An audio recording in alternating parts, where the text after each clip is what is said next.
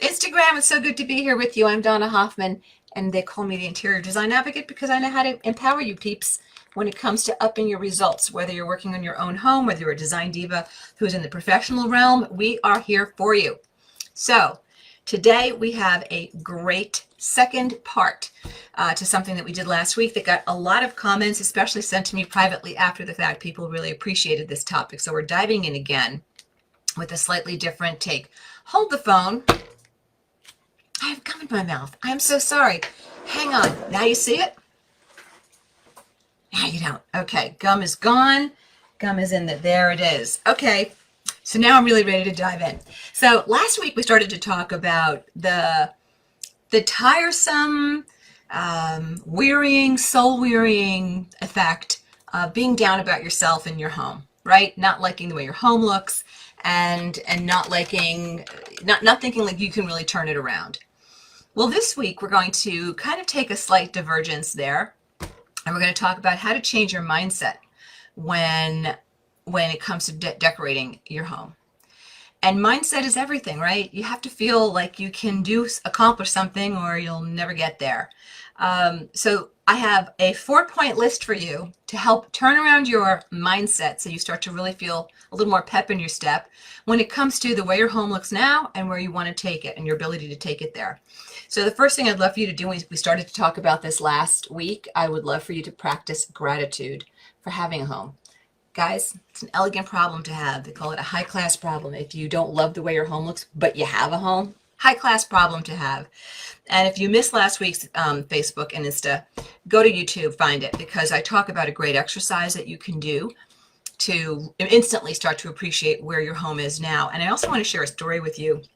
I remember when our children were young, I was sitting on my stairs looking out at something that had just been installed beautifully in our dining room, and I was talking to, at the time, the decorator I had, designer that I had hired. I was not yet a practicing and award-winning and professional designer. And as I was watching our children play in the foyer, and we were looking off into the dining room, I kind of, at the corner of my eye, saw some dings and nicks on the wall where I was sitting on the stairs. I said, "Oh, look at this, Denny. I'm gonna have to repaint this foyer sooner than later." And she said, "You know what, Donna? The imperfections that we see in our home are a sign of the life and the love that is lived there. Embrace them." I loved that, and I offer that to you too as well. So as you're looking at your home and comparing it to Instagram and Facebook or your girlfriends or your best friend or your mothers or your sisters or whoever, look at everything that's in your home right now. It's a sign of the life and the love that is lived there. So bless it and move forward from there, right? So that's number one, practicing of gratitude and appreciation. That which we appreciate appreciates, right? So then next, like I said, if you missed last week's Facebook Live, I'd love to encourage you to head over there. And then if you want to do something that's very action-oriented, because you know I'm all about action, I am in all of my online courses, and I am with you here. Here is a simple thing that you can do that will immediately give you a mindset boost, and that is this. Pick 3 and only 3 things to change in one room. But here's the caveat. Each of these things must be manageable, measurable, and motivating. So for example, manageable, measurable, motivating. Instead of saying, I need a new sofa in my living room, and you know you don't have the energy to get one right now, you don't have the budget to do one right now, so you just keep putting it off, and you keep looking at that living room thinking, ugh, this is driving me crazy. Find something, you can scale it down, do something that's manageable, measurable, and motivating. So maybe you go from a sofa to pillows. Or in your master bedroom, instead of saying, oh, I need to just redo the whole space, I need new furniture. Instead, maybe you're going, and you don't have the budget to do it or the time to do it right now. Instead, you might just back it down. Three changes and only 3 changes. New bedding, new lamps, and declutter in the room. Get rid of all the junk and stuff that's everywhere. That's measurable. You would make actual change with those, and it's manageable. As opposed to saying, well, I'm going to dust more. Well, that's not motivating, and it's not, you can't really see the difference, right? But decluttering a space, you'll see the difference. So what 3 things can you do in a space that is bothering you to move the needle? manageable, measurable, and motivating. You have to feel that you have the bandwidth, the budget, the emotional resources, the energy to do it, right? Because without all three of those things aligning, nothing will happen. Your frustration level stays the same. So appreciate where you are. Don't criticize your home. Don't criticize you in your home. Appreciate what is. It's a sign of the life and the love that's lived there. And then decide in just one room, 3 things that you can do that would move the needle. And then last but not least, remember to celebrate your wins. I don't care how big or small they are, you got to do it. Reward yourself. Get yourself some fresh flowers once one of those 3 changes is done and put it somewhere. Or take yourself for a mani or a pedi. Or, I don't know, cocktails with a buddy, something. An extra hour of time out on the patio one weekend when you think you really should be working. Instead, give yourself a little time off as your reward. Remember to celebrate your wins. Every win in design is not this before, after, huge change that you see on our portfolios as design professionals. It might be something as simple as 2 new lamps in your bedroom as one of the 3 changes completely changes the way that bedroom feels. It does. One of my mentors in design school taught me that one new element in a room, like a new pair of lamps, like a new pillow, can powerfully shift the energy, the essence, and the perception and the feeling in a room. One new element, let alone 3. It starts to snowball, right? And gets even more powerful.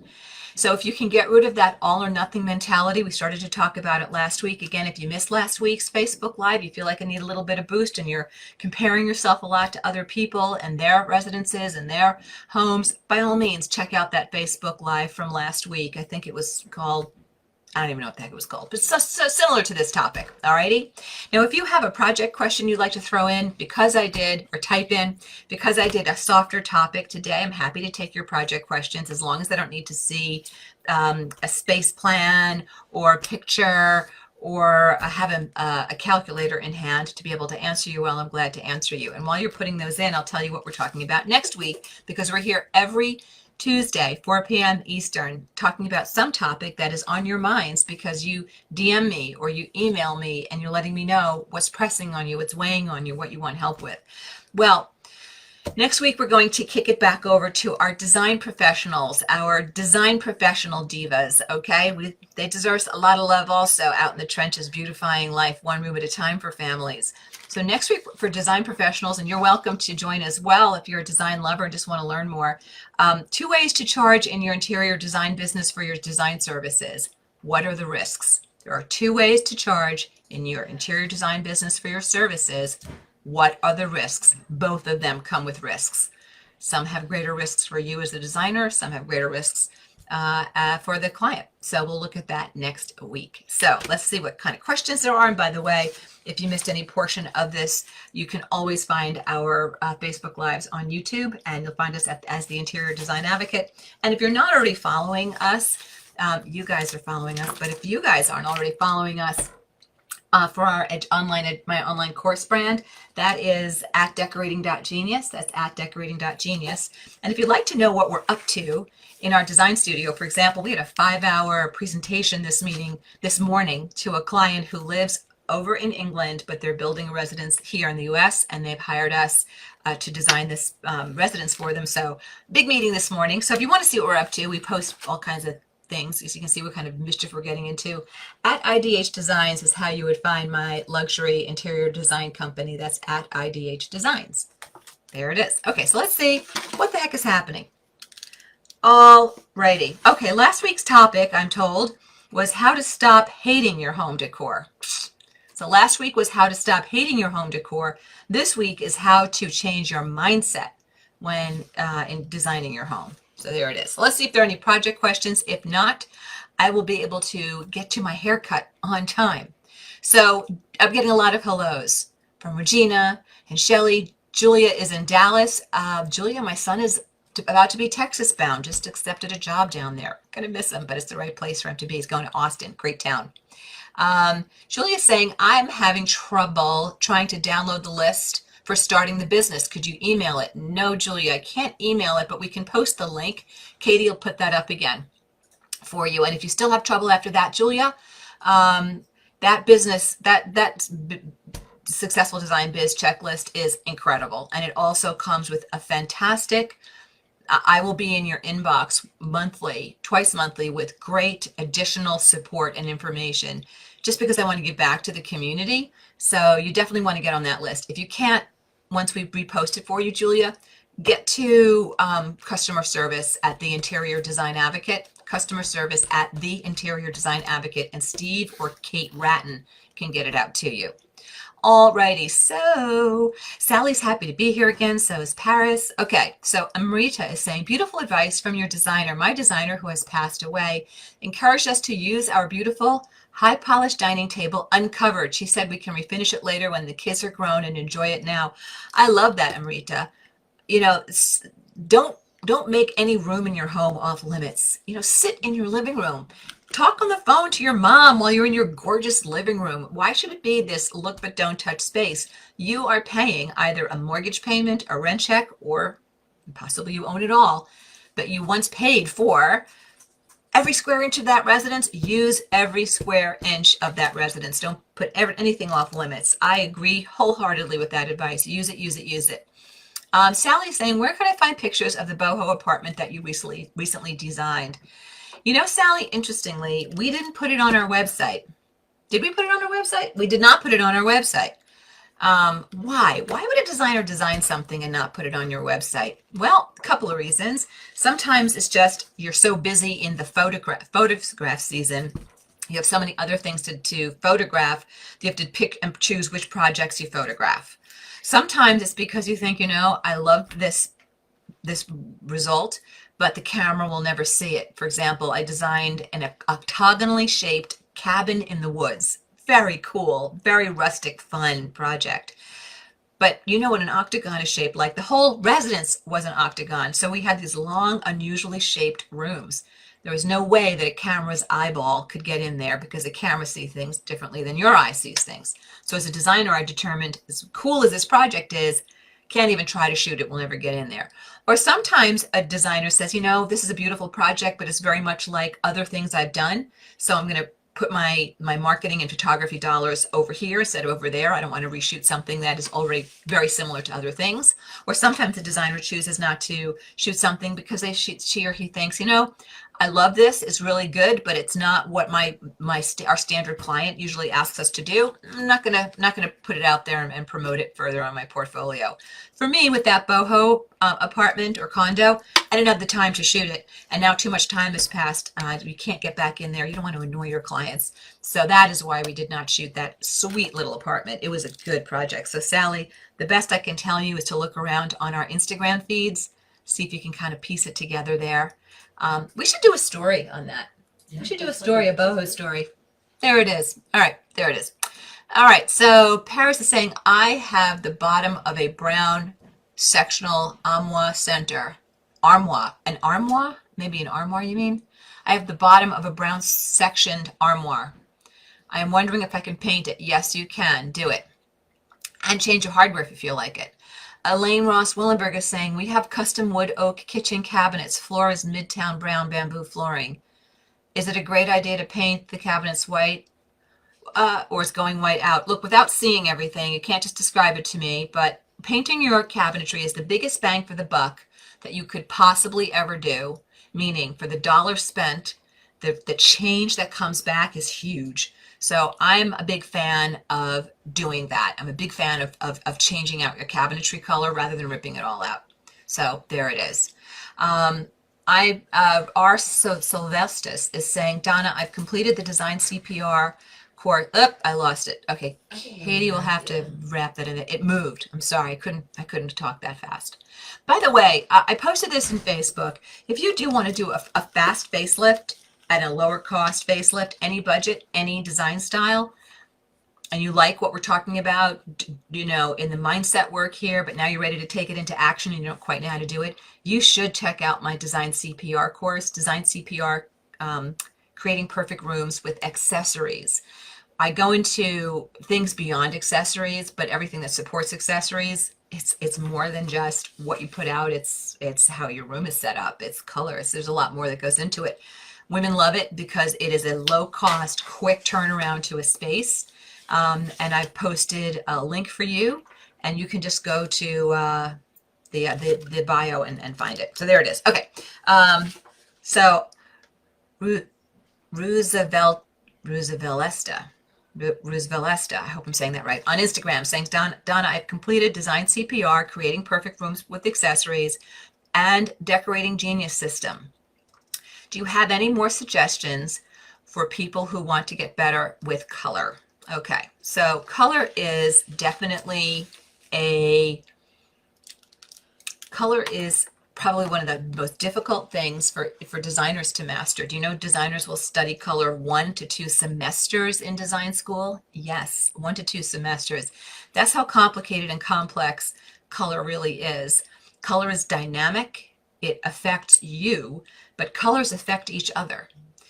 And mastering them and mastering ratio of color can be a bit of a challenge. The way I like to teach color is to keep it super simple. If you are not a design professional, I want you to limit the number of colors that you're putting into a space. I'd like you to embrace having a single wall color that moves through much of the first floor of your home. If you're in a detached residence, if you are, or in a home, if you're in an apartment, again, chances are you've got white walls, there it is, and you can't change it. I'd like you to think about doing it at a 70-30, a 70-20-10 perspective as you're first starting to do something with your color. 70% of one color family in your neutrals, maybe various shades of cream, and then 20% of something else, maybe a little navy, and then 10% of something else. What is that? Is it gray? Try to simplify instead of doing it all. But I want you to go back in the Design Decorating Genius System course. I want you to go back and rewatch the color module and the fabric module and look at how I flip color and show you easy formulas for flipping color one next to the other. I think going back and doing a rewatch could really be powerful for you. So that's what I would suggest. All right. So if you've got a follow-up question, anybody, feel free to pop it in there. Okie dokie. Bobby is happy I'm here live. I'm glad you're here live too. Sharon is saying, I'm seeing that wallpaper is coming back. Is it okay to use it as an accent wall in more than one room? You know, wallpaper is so back. It can be a texture story. It can look like leather. It can look like faux chagrin. It's just, there are so many cool things. Yes, I think you can do one interesting accent wall and the same level. I'll tell you, I'm actually going to break my rule. I was going to say just one in a home is enough, but I'm working on a sub-level basement area that it's a real big entertaining area, wine room and a huge game room with a billiards room next to it and a media room. And I'm doing a big muraled wallpaper instead of art in one location. And in another area, I'm doing this really cool upholstered leather wall. Whew, so good. So in essence, I'm doing 2 accent walls. Normally, I don't believe in doing a million accent walls in a space. So I would try to limit yourself to not more than, and kids' rooms. Kids' rooms, I think accent walls are the easiest thing to do to get a quick bang for the buck. So if you want to do something downstairs or in a living room, let's say, I should stop assuming everybody's in a home, a house. If you want to do something, let's say in the living room or the dining room, one room down in the main living area, and then maybe something in a bedroom or 2 max. But I wouldn't lean so heavily on accent walls because I think after a while they become overdone. We have a client who wants us to do a lot of accent walls. I've already told them, I think we're doing too many accent walls. Guess who wins? The client. You do what the client wants. So there it is. Okay. Susan's saying, hi, Donna. I love how positive you always are. It makes such a difference in this business, Susan. It does, Susan. I have to tell you, the interior design business, this industry, it is a tough business, and it has a crappy, did I say crappy enough? Crappy business model. It does, until you learn how to thread the needle. And we're going to be doing a really cool program. We're going to be launching it early next year to show designers how to thread the needle and how to build a fantastically successful business feeling really clear and confident in what they're doing and positive and like you're just ready to take on the world. Staying positive in this industry requires savvy understanding of business, understanding of the business of this business, understanding of marketing, and also some really great mindset issues, devices. And I will say too, to every designer watching this, you're not just a creative. Chances are really good that you're a sensitive or an empath, one of those, because most creatives, people who create and make things, have that ability to do that because they have a heightened sensitivity. And sensitives, HSPs, highly sensitive people, these are people who just feel the current of the room a little bit more. And an empath takes that even further. It's an even greater heightened sensitivity. So whatever a non-sensitive or civilian would feel, a sensitive feels that much more, and an empath feels that much more. So now make yourself a business owner in a stressful industry, highly competitive industry, and highly saturated industry. You better know how to keep yourself intact and centered so that you can feel good and love what you're doing and love working with clients and handling all the challenges that come from the furniture side, from the vendor side, from the client side, and so forth. So thank you, Susan. I appreciate your feedback, and it's a conscious choice, and it's been a lifetime of developing some skills so that I can maintain this kind of attitude in what we do, and it sprinkles into what our work also. So I hope if you're a designer looking for some support, I hope you'll consider joining us in our program that we'll be giving more details about in the months ahead. Alrighty, so there it is. Replying to Julia, we got that going over there. Okay, Susan said, should I decorate my house with resale in mind, keep things neutral, or just do what I want? Susan, if you're staying in your residence for at least 7 years or more, decorate the way you want. If you think you're going to be selling in 6.5 years or less, keep it really neutral. If you want to make the 10-year cut, some people make it the 10-year cutoff. If you think you're going to be selling in 10 years or more, just, my gosh, do what you want to do. You will never be able to guess other people's taste. But if you think you're moving in 7 years or less, I would definitely, that's how I would do it. I would keep things neutral, and I would put all of my pop, panache, and snap into, my artwork and more movable things I can take with me, or removable wallpaper. Final 2 questions. Here we go.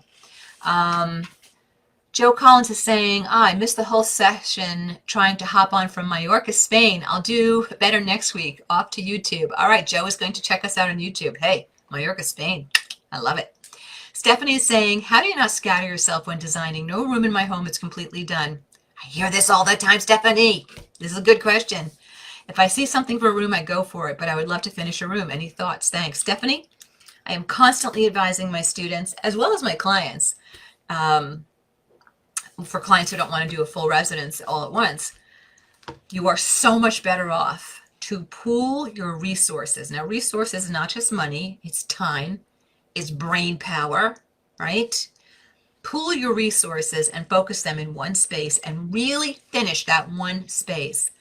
The soulful lift you get from that aesthetic, from that being done, feels so damn good, as opposed to spitting a little money and a little energy in a million directions and then nothing finishes.